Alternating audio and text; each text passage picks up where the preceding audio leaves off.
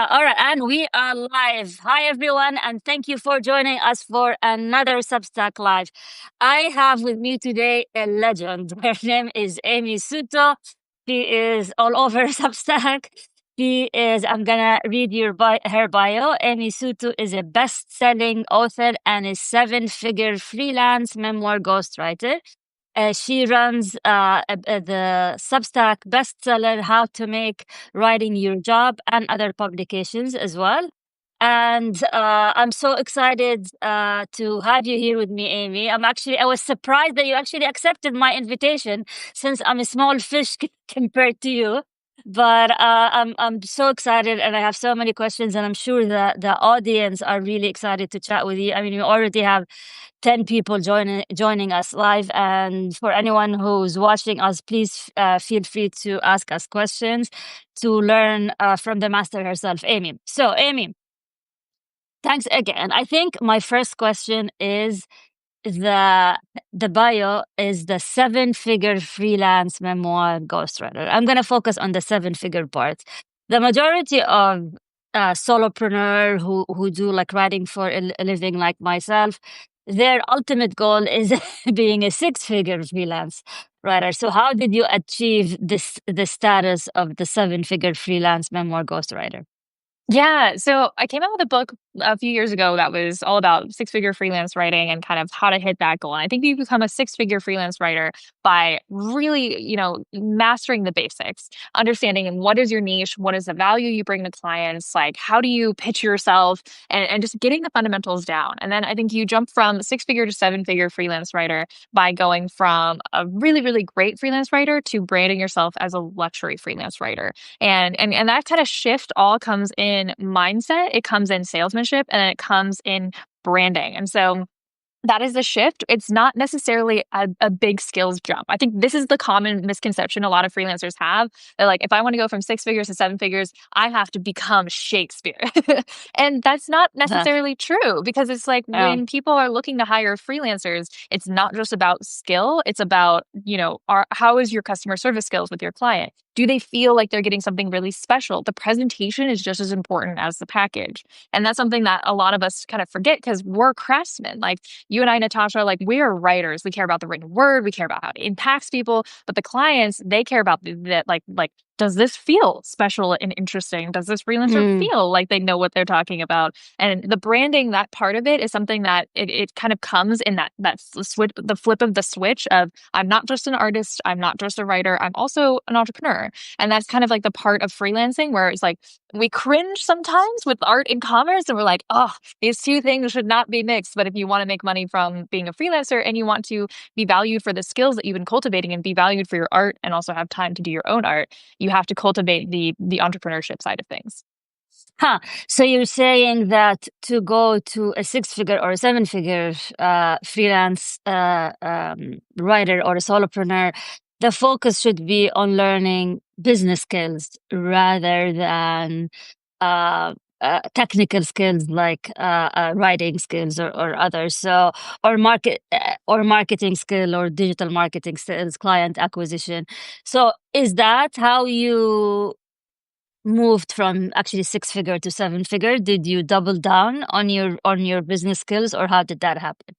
Yeah, and from the jump, what I realized is that I had spent a long time kind of like coming up in Hollywood as a TV writer. So I was like, I know my writing is good, but like when I was getting started as a freelance writer, I'm like, and I was seeing interest from clients, and it was pretty great. But what I saw is that some of the biggest jumps that I made in my career in terms of income from freelance writing, especially when I was starting to hit those 6 figure years, was, I'll bring it back to one moment where I had like a pretty bad WordPress website. I designed it myself. I was using a template. It didn't look very good. It looked fine. I had like a blog on there and things like that. But then my partner Kyle took one look at it and he's like, maybe you should upgrade this. Like, you should upgrade this. And I didn't have very much money to spend on a website designer, so I was really nervous. I'm like, I don't know if I should do this, but I think I'm going to take the leap and just try and see if this will help. And I spent what then felt like an ungodly amount of money. I spent money on the website design. I spent money on the headshots, and like I think I spent somewhere between like $3,000 to $5,000. And I was just like, oh no, what if this doesn't pan out? Like, what if I made this investment in my business and it doesn't do anything for me? And that helped rocket me from $4,000 months to my first $50,000 month. And the difference between a website design like was huge because when clients are trying to figure out, I'm going to make an investment in a freelancer, are they worth it? They're taking in a lot of different pieces of your work. They need to see a good portfolio. The writing skills have to be there, but they also need to feel like you're a premium writer. And that's Mm-hmm. kind of like the branding component is like just in the same way that like if you're gonna buy a new car, you're not just gonna buy a car that like runs well. Like you're also influenced by the brand and the company and like the type of like the person that is selling you the car also like the salesman. So there's all of these decisions that go into like a purchasing decision and why you buy Hoka's instead of an off-brand shoe. There's like there or a Nike's instead of something else. Like branding is really important in the freelance writing space, and we don't fully realize it until we step into the minds of our ideal clients. Huh. I think you buried the lead here. So you're saying the minute you updated your website, you your monthly income increased from 5,000 a month to 30,000 a month just by updating your website? Yeah, I 50,000 from 4,000 to 50,000 a month. And that was a huge jump that I made. And it was over a period of time, but it was mostly in part the biggest change that I made from those 2 points was my website. And that was crazy to me because I was like, oh, maybe this like expensive project that I'm embarking on to redo my branding, like maybe it'll pan out, maybe I'll get some bigger jobs. And I got a ton of work, a ton of jobs from that small change. There were some other things that I did too, but that was like the biggest thing, the biggest project that I did in terms of branding. And so when freelance writers are like they're like, okay, how do I land the high paying clients? It comes to not only doing the fundamentals well, so like having a website, having a portfolio, having Okay. good cover letters, but it's also how can you add a little bit of shine to that? What do your ideal clients want to see from you? And how can you really just like figure out like, oh, I can take this up a little bit of a notch. You don't have to go crazy in the beginning, but like once you have the fundamentals, then you can start to play with like really kind of adding Mm. that like the extra pieces of branding that will make things feel really high end for you as a freelance writer. Hmm. That's fascinating. So, in addition to the website, how do you maintain a constant flow of clients? And like I talk to a lot of freelancers, and this idea of famine or feast and client acquisition is like the bane of existence for many of us, including myself. So, do you do outreach via like LinkedIn or Sales Navigator? Or are you at a point where just clients come to you and you just turn them down? And how did you start and how did you reach that point if that's the case? Yeah, so I'm really lucky that in this stage of my career, I have more clients than I can possibly take on reaching out to me, and I'll explain how I built that in a minute. And that's part of the reason why I even started Make Writing Your Job and the Writing Job Board is because clients were coming to me and I'm like, this is not a right fit for me. This is not like you're not looking to hire me. But they're like, but who can you recommend? And I'm like, oh, well, I have an amazing community of writers on Substack. Let me just share your job with them and then just forward you whoever applies. And so Mm, that's what kind of kicked off the job board is because I get calls from clients like 3 to 4 times a day and they're like, please help me. And I'm like, I'm not your girl, but I know some great writers who are. And so that's kind of what started the job board and why we're able to connect writers with really cool jobs. Because these clients who are hiring memoir ghostwriters are not looking on LinkedIn. They don't know how to post a freelance job. They're not on the platforms. And so that's part of the reason why I started that because I'm like, oh, perfect. I can help people. But in order, like if you're a new, like if there's somebody who's watching who's a new freelancer and they're like, how do I get clients? Like, how do I break out of the feast or famine cycle? Then it does start with this kind of like beginning process of a massive amount of just outreach.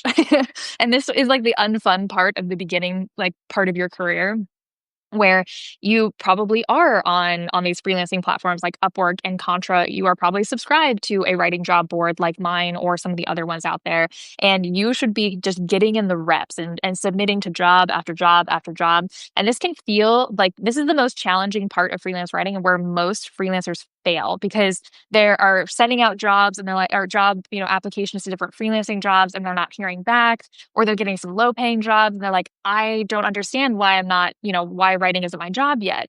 And so this is the part you have to muscle through. And if you're not landing jobs as a freelance writer, it could be because your portfolio doesn't have the right samples for the types of jobs that you want to land.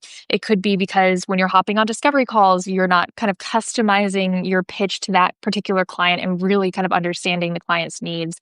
It could be because you just like missed the job by a day and they already hired somebody. And so there's so many factors that come into just like getting past that early stage. But once you start building the momentum and clients start working with you and then they keep hiring you or they refer you to other people or like the momentum just builds, then it's like a runaway ship. Then you become overbooked and have to keep raising your rates to be able to, scare away clients.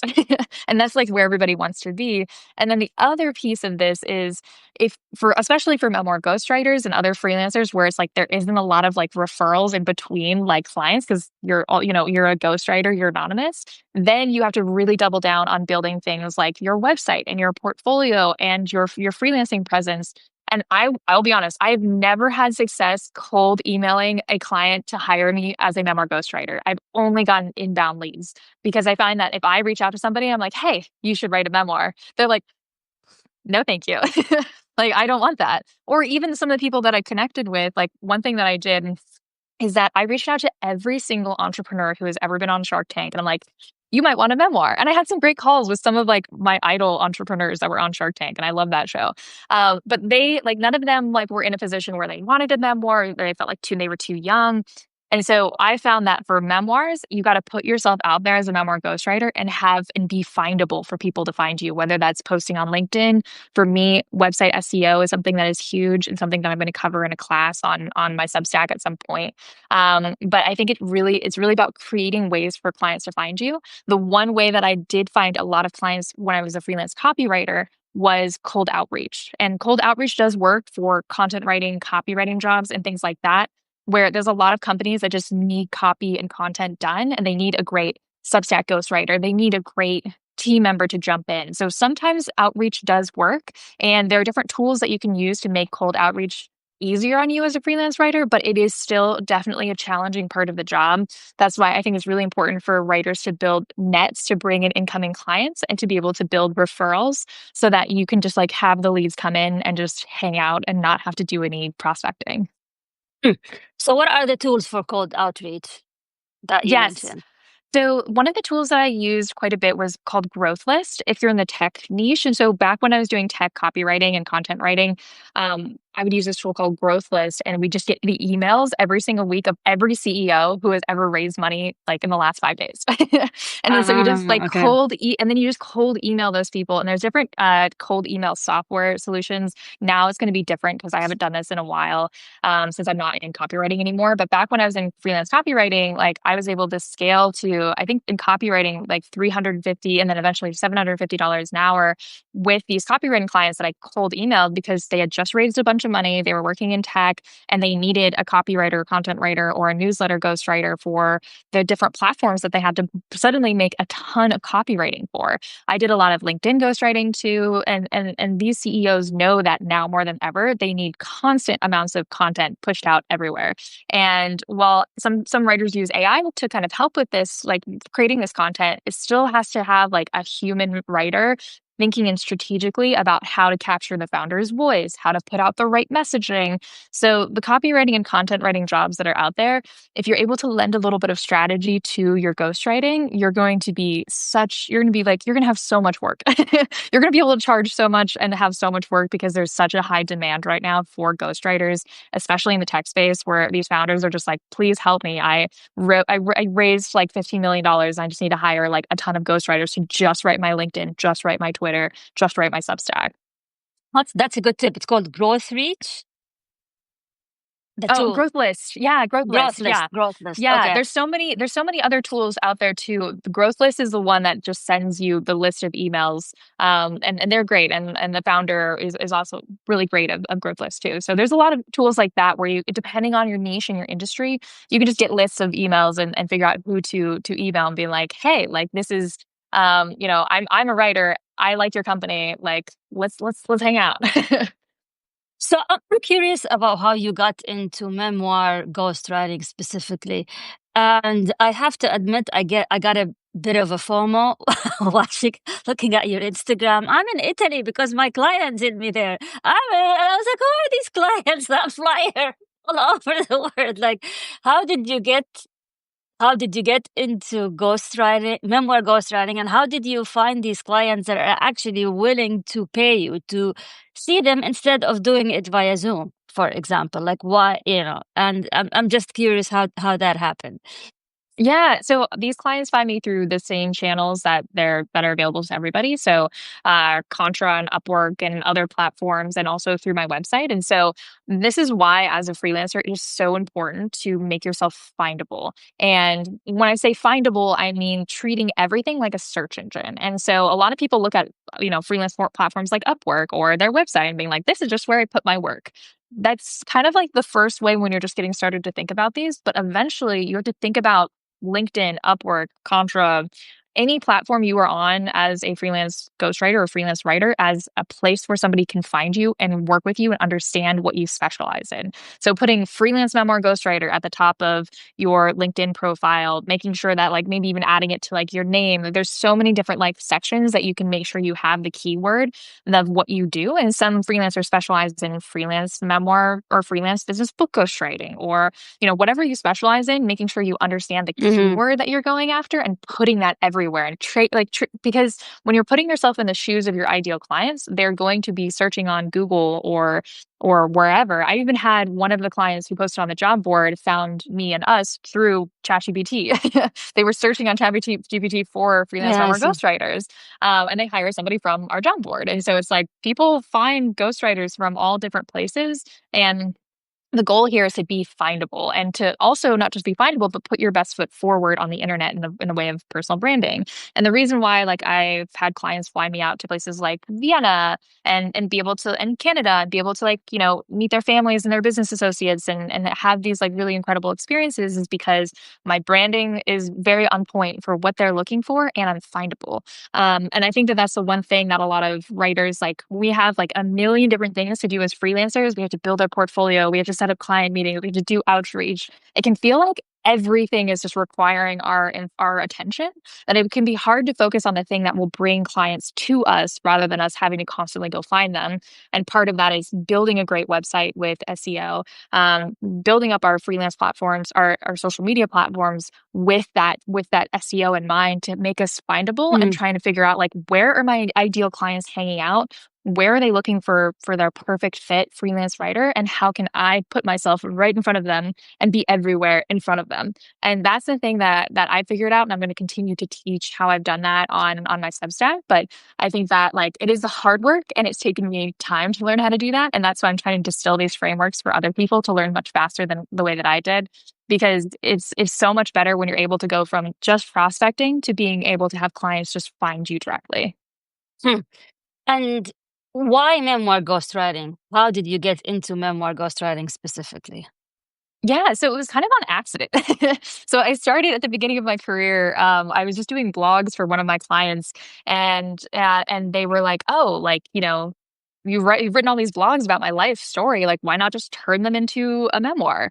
And so I kind of like fell into it, and then from there, I started doing several other memoirs. I went to one of my clients' family reunion on this like beautiful like vineyard, and like where she like found out her father was not her biological father and brought in her new family. And then I was there in the middle interviewing everybody while there were tears and people being confused and fighting. I was like, but it was also a beautiful moment because people were like, wait a minute, this is so incredible. And so I love the drama of memoir ghostwriting.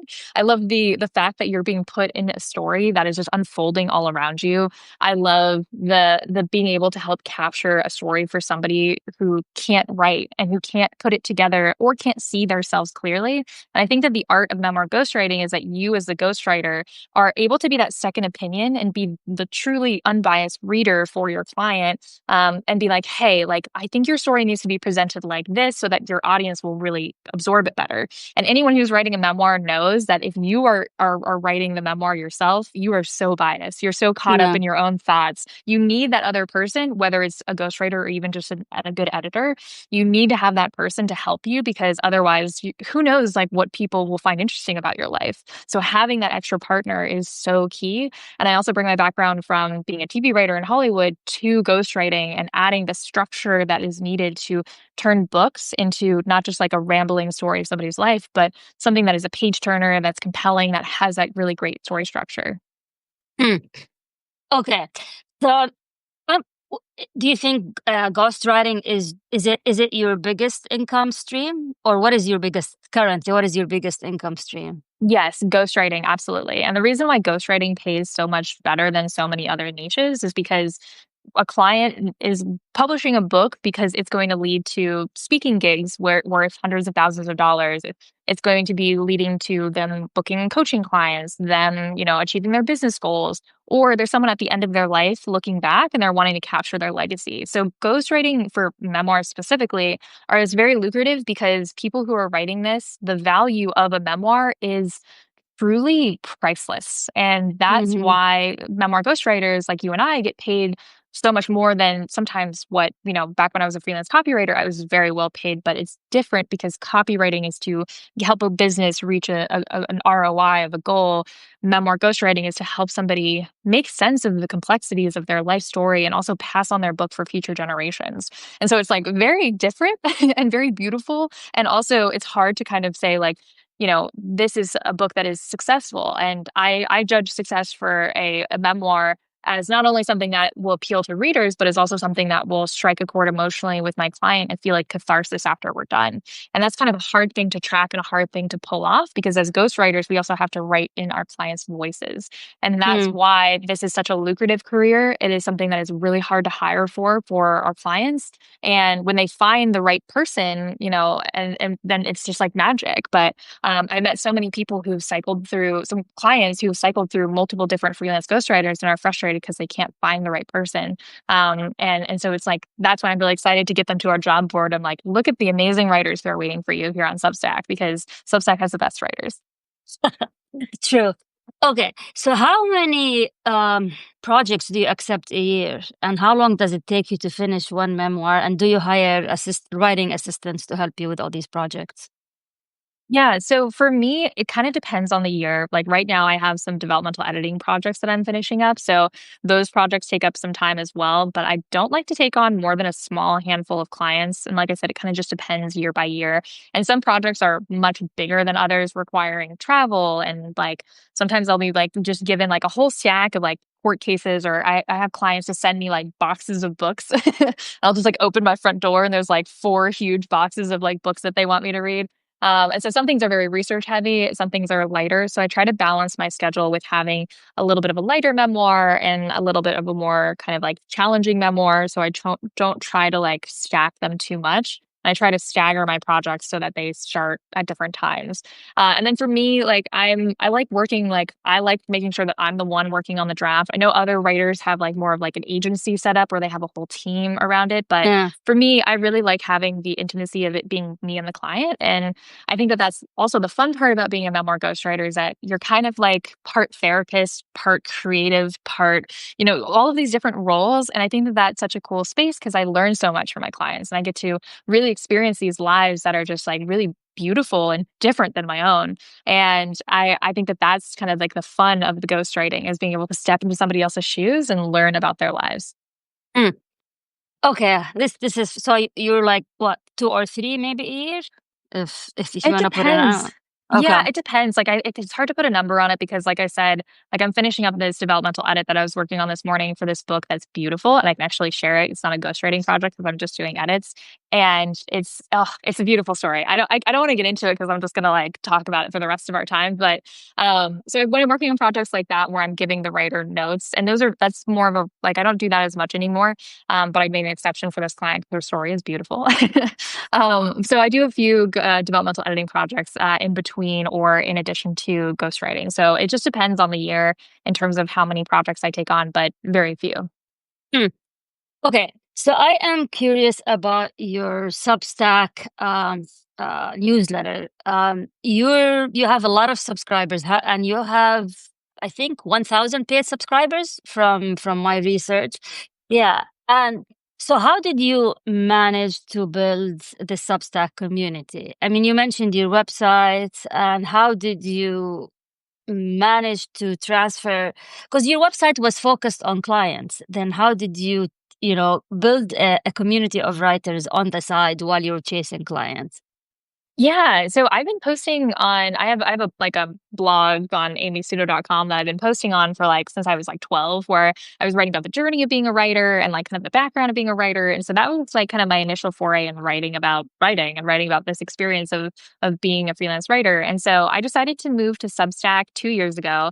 And I decided to make that jump because I really saw that on Substack there wasn't a lot of like people talking really openly about freelance writing and what it's like to scale a freelance writing career to 6 and 7 figures. And I really wanted to kind of like shine a light on the part that nobody wants to talk about, which is like, how do you actually make writing your job?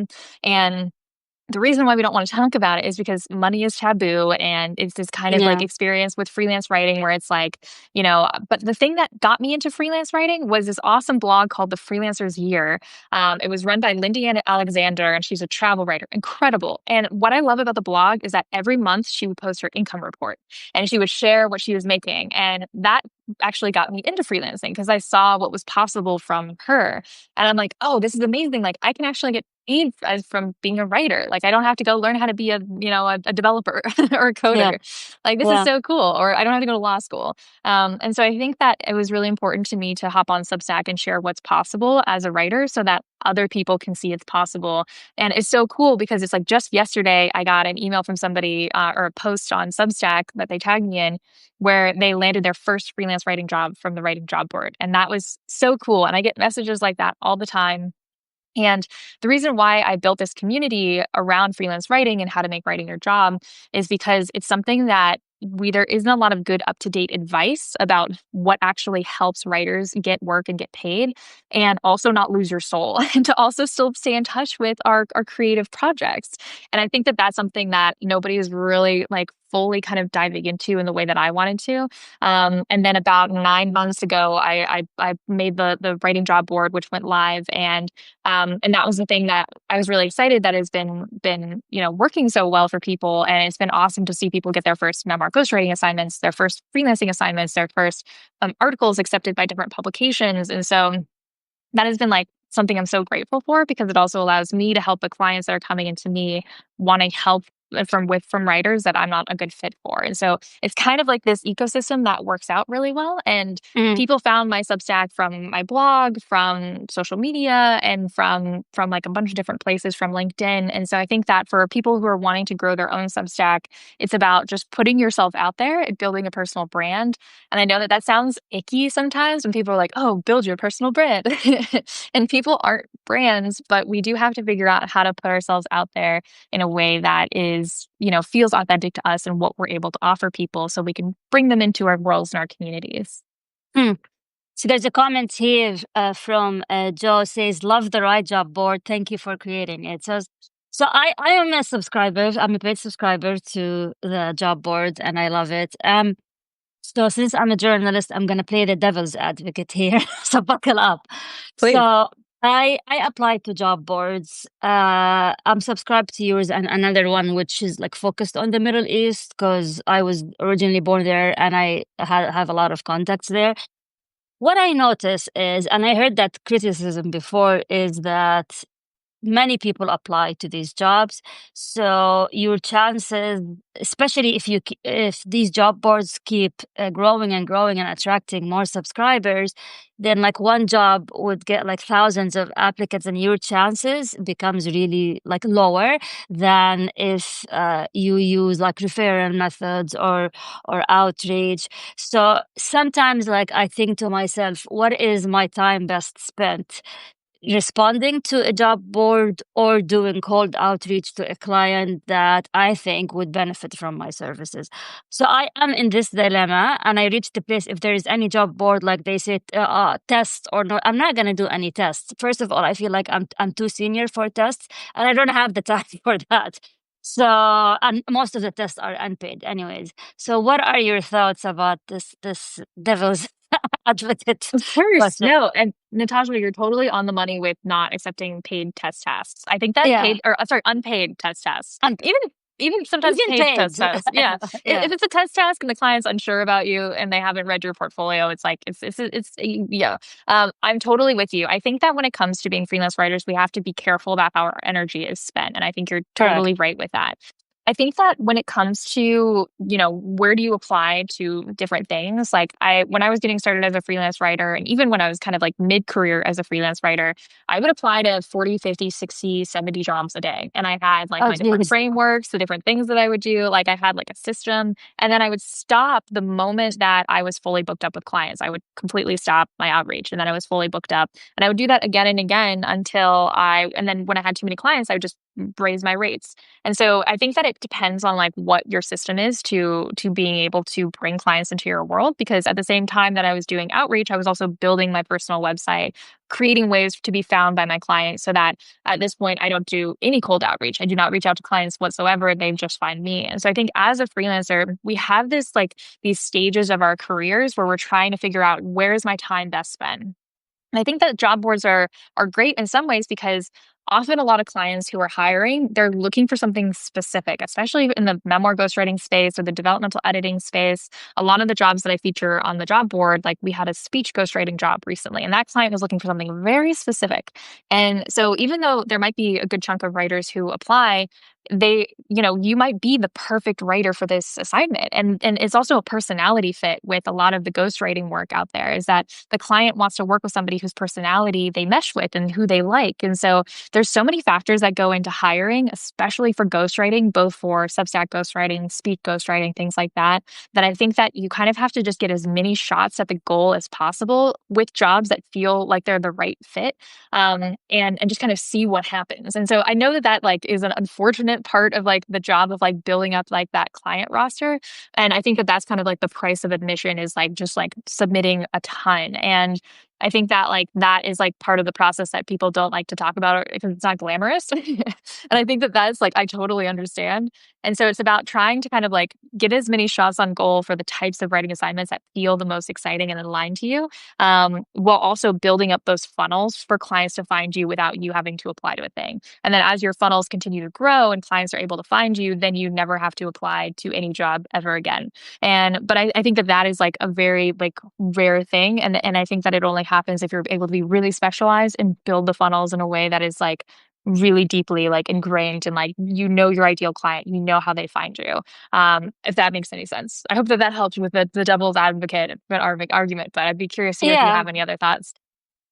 yeah. I mean, I think what you're telling me is basically to increase my the odds by keep applying and be more kind of niche specific to up your chances. Is that what you're saying? Yeah, something like that. Yeah. Yeah. So I think that it's kind of like it's trying to ride the wave, because it's like when you get to a point where you're like, I'm totally booked up, I have too many clients, that's a great time to raise your rates. And so that's how you get leverage to Ah, raise your rates as a writer. And you want to get to the point where you have too many clients. And if you have too many clients, then you're able to like double your rates. And then even if you lose half of your clients, you're doing less work for more money. And so that's something that I had a writer who did that math, because I break down that math in my book Six Figure Freelance Writer of like, okay, even if you have too many clients and you double your rates, but you lose half your clients, you're actually in a better position. And one of the people who read my book did that math and then like doubled her rates, and then most of her clients stayed. And so she was making a lot more with her current set of clients and nobody left her. And she was like, wow, okay. And I'm like, yeah, you clearly didn't raise your rates enough. And so I think that that's kind of the thing that people have to get to is freelance writing, to like be able to raise your rates in a way that will create an abundant lifestyle, is to be able to get as many, be able to find as many awesome clients that you're excited to work with as possible, increase your odds of landing those clients. And then once you have those clients, continuously raising your rates until you hit your ideal hourly rate based on the number of hours that you want to work, how much money you want to make, and how much free time you want for your creative projects. Because that's kind of the balance that you want with your life as well. Not only to do great work for clients you really love working with, but also to carve out time for your own creative projects as well. hmm. Okay. So, We talked a lot about success and, and you're doing amazing. And I'd like to hear a bit about the struggle. And were there times where you like, F it, I'm quitting all of this. I want to go back to a stable, quote unquote, 9 to 5 job where I don't have to hustle. And have you, like, I'm sure you had low points. And if you're open to sharing these low points and how did you overcome them? Yeah, I think the biggest low point that I talk about quite a bit is when I completely burned out and hit zero of my energy and like what I was able to do. And I basically had taken on too many clients. It was like my first full-time year freelancing. I was so in a scarcity mindset of being afraid that everything was just going to evaporate that I pushed myself to a brink of being so stressed out, not having good systems, saying yes to everything, not setting high enough rates. And I got so stressed and so overwhelmed that I developed an autoimmune disease. And this was in the Mm. beginning of 2021. I was diagnosed with rheumatoid arthritis, and I suddenly had a pile of medical bills. My fingers were swollen and hurting to the point where I couldn't type. And I just looked around and I'm like, I am full time freelance. I have no other job to go to.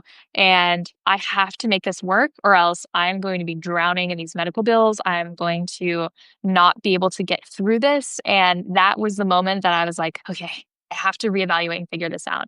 And I also credit my partner Kyle, who just joined, who he basically helped me reevaluate the systems, what I was doing wrong. He's like, you got to turn off all the notifications on your phone. You have to figure out a digital detox. You have to figure out how to raise your rates higher with clients that would hire you at double what you're charging. And with his help, I was able to go and double my rates and work half the time that I was working. And slowly over the period of years, I was able to work less, have a better work life balance, find a lot of success that I didn't think was possible, and then also put my autoimmune condition into remission. And it was a huge journey, a lot of tears, a lot of pain, a lot of low points. But I think that for all of us, the things that getting into that low point is sometimes the fuel that we need to reach the life we've always wanted. Mm. Well, sorry to hear about this. I'm glad you're feeling better. What kind of system do you implement now to automate your workflow? Like I've been hearing all these AI tools like Motion and every time I get like I I'm an impulsive buyer and I go like buy this tool and buy that tool and then I ended up like I look at the bill, oh my God, what is this? Cancel this tool. No, you cannot cancel. I mean it becomes a mess.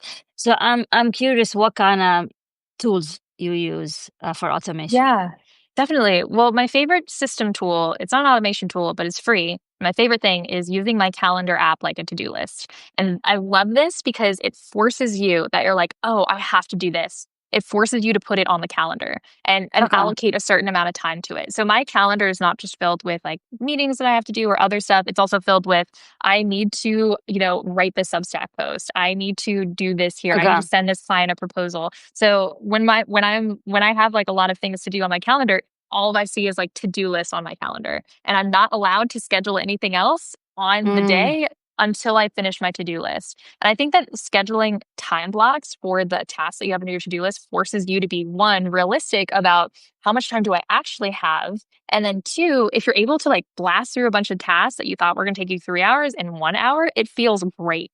And so I think that thinking about like for what tools work for you, you don't need a shiny automation tool to be able to have a better system. Sometimes a better system is turning off all notifications on your phone except for text messages from the people you love.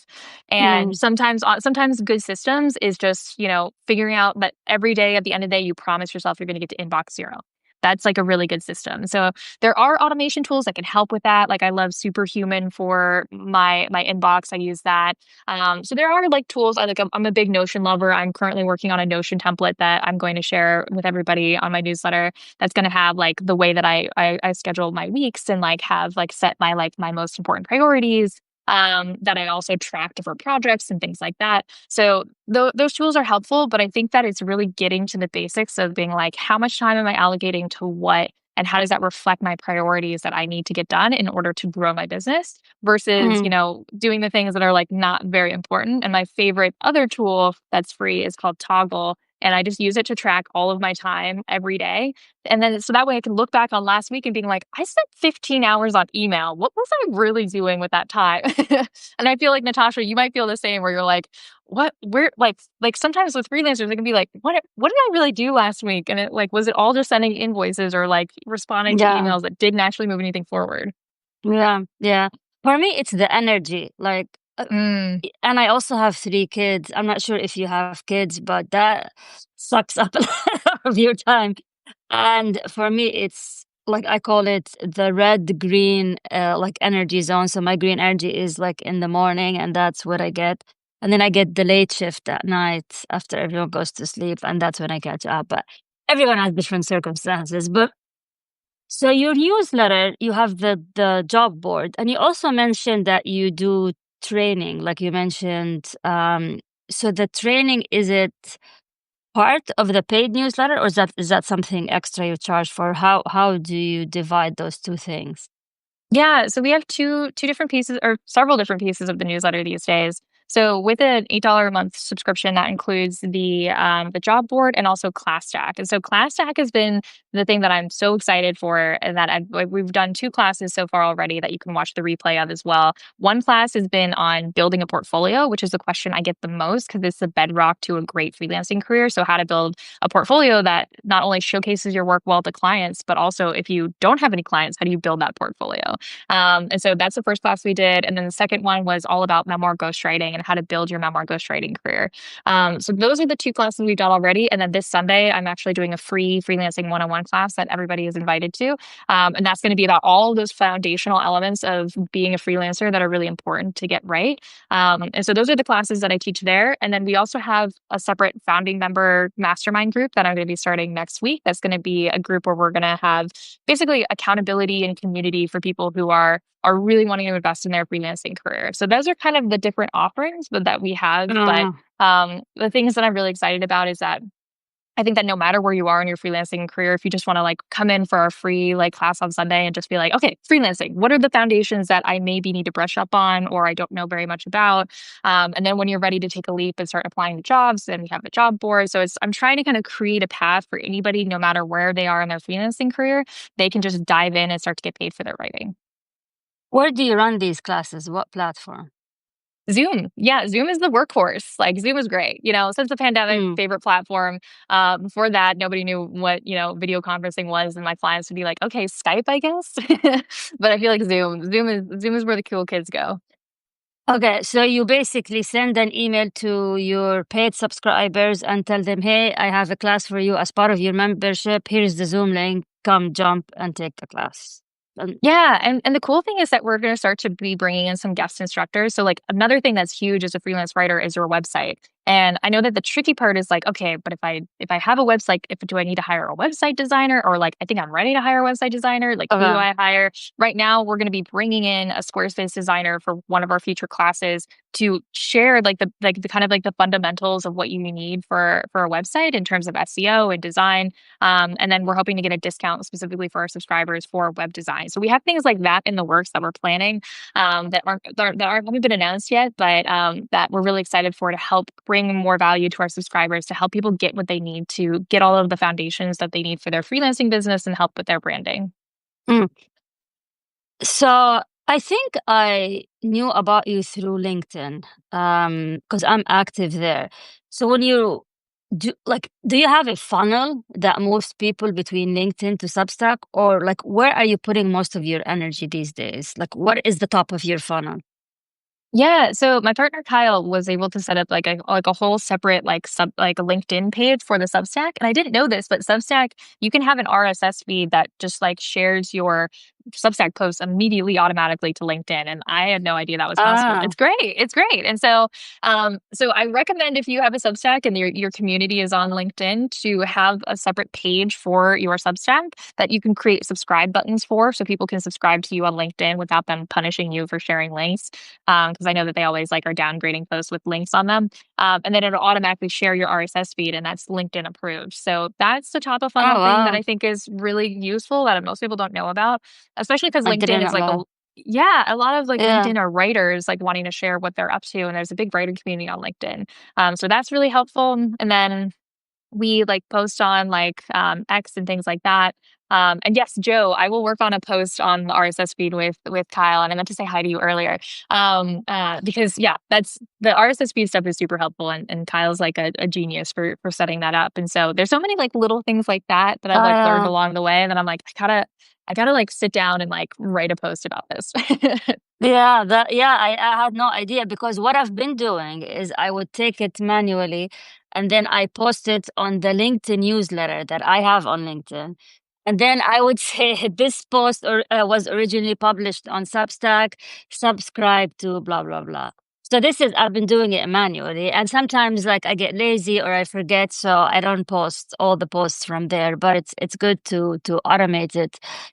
One of the things that I love about what you do is I kind of stole that idea, steal like an artist a number of times, which is from the desk of Amy Suto, where you put what you're doing every day. And I found that fascinating. How do you like you divide your time? And I think that's really helpful for very freelance. Not, I mean, somehow like I I don't like that term freelancer. Sorry. I like to like not solopreneur, but for me, I'm more of an authorpreneur or a writerpreneur than a freelancer because the freelance part is just one very like a small part of the big equation. There's the strategy, there's all of that. But anyways, so I really love that and to see how you divide your time between like working on a client project, then trying to work on your newsletter, and so I just wanted to say that I found that's very helpful. Thank And you. um, okay, so we have few minutes left, and I wanted to talk a bit about your books. How are you promoting them? And because my understanding, you also just published a fiction one, no? Yeah, Yeah. and before I jump onto that, just want to say hi to Kelda and say thank you for dropping in the chat and good luck on your full-time freelancing journey. That's awesome. But yeah, to jump to the books, I have published three books at this point. So my first book was Six Figure Freelance Writer that I published 2 years ago. I will be revamping it slightly and adding some more to it soon, but pretty much like it's a pretty evergreen with all the concepts of how to become a six-figure freelance writer and build your portfolio and set your rates and all of those basics.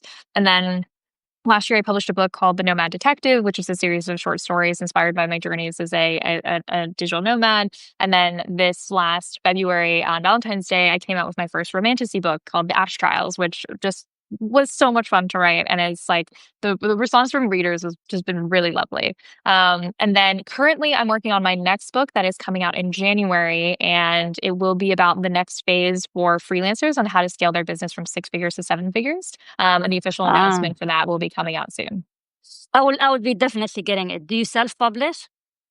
Yes, I believe in self-publishing is the future, especially because I was in this Mm. Oakland bookstore earlier this year and I was walking through the shelves and I noticed a bunch of self-published books that are very popular sitting on the shelves right next to books that are traditionally published. So the way that Mm. readers are buying self-published books and traditionally published books are identical in terms of the reader experience. And so why if the reader experience is the same, why would you as a writer not want to be a self-published author and keep the royalties, not have to answer to a publisher who may not have your best interest in mind. And that way you can keep more of the royalties and have, even if you have a smaller audience, make more from your writing and be able to have total control over your books and your world. And the nice thing with self-publishing is that you don't have to pay upfront to print a bunch of books. It's print on demand publishing, where the books get printed for you and you don't have to worry about shipping or anything. So I will eventually write more about self-publishing, but I think it's what all authors will be doing in the future.